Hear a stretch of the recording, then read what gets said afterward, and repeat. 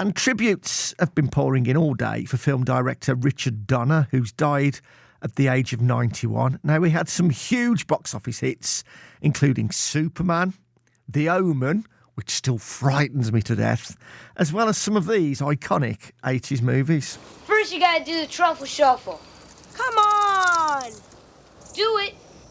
Come on! Do it!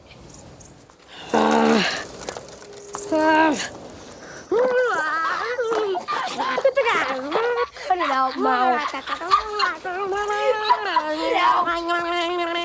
Yeah, we killed a psycho nut cop! Yeah, psycho, but I'm still a cop. You coming in? Come on, I'm going in. I'm jumping! Do you really want to jump? Do you want to?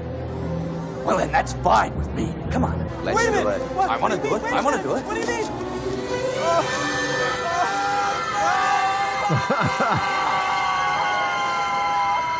The Goonies and Lethal Weapon there. Just two more of the films, along with Superman and The Omen, that the film director Richard Donner was responsible for. He's passed away at the age of 91. And while the Warner Brothers studio has described Richard Donner as a pioneer of the modern superhero, horror and action genres, well, Van Connor hosts the Daily Reel podcast, and he's with us now. Hiya, Van. And hello to you as well, Daz. Yes, I'm heartbroken. Imagine being the guy who not only did Superman, not only did The Omen, not only did The Goonies, Scrooged, and Maverick, but also pretty much reinvented the buddy cop genre with not one, not two, not three, but four Lethal Weapon movies to boot. I mean, there was a guy in the world who did all of that. And yet he's not as famous as Spielberg, but everyone has seen his films, haven't they? Well, that's it, isn't it?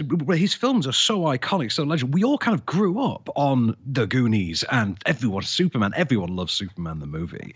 And of course, Scrooge is a classic. You see it every Christmas. Lethal Weapon is just one of the go-tos. Even Maverick has its fans, and The Omen is untouchable. The Omen is one of the all-timer horror flicks. Oh, God, I say it still frightens me to death now.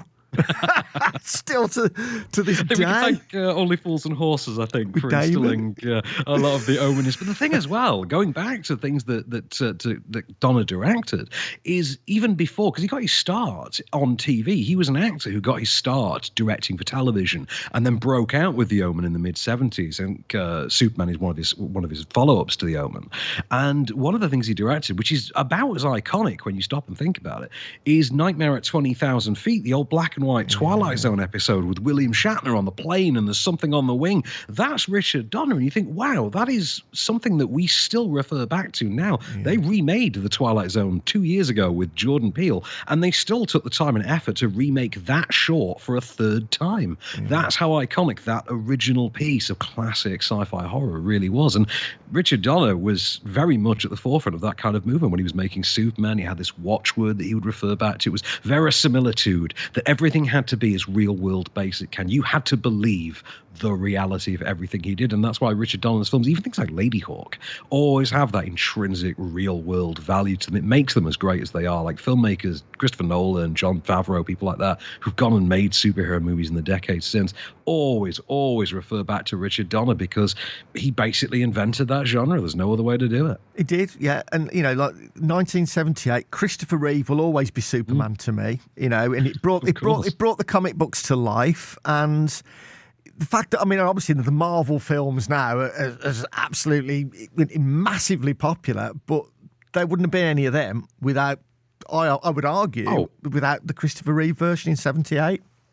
Absolutely. Yeah, absolutely. Because, I mean, Superman, that 1978 one is, for most of us, the original superhero origin story. It's in the same way that we always joke whenever they remake Spider-Man again. We always sort of joke, oh, we're gonna see Uncle Ben killed again. And yet with Superman, we seem to have a little bit more tolerance for the origin story. We've seen Krypton blow up countless times now, but we don't really mind because Richard Donner made it so memorable that first time that we always watch it thinking back to the original one. And say they've tried to replicate his formula since. Batman Begins is a very good example of a filmmaker very much trying to replicate the Richard Donner Superman, you know, Mario Puzo written formula. Trying to replicate that for the 21st century is the entire mindset behind Christopher Nolan's Batman Begins, which I'll still argue is head and shoulders the best of that trilogy of films. I don't care what you say about The Dark Knight. Batman Begins, in terms of what it adds to the origin genre, owes so much to Richard Donner, and I still think it's the best of those three films.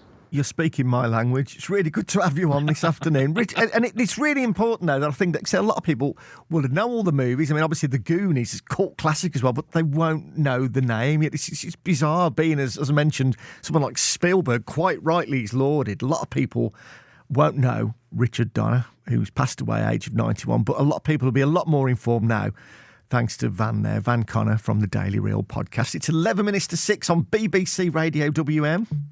Justin Bieber.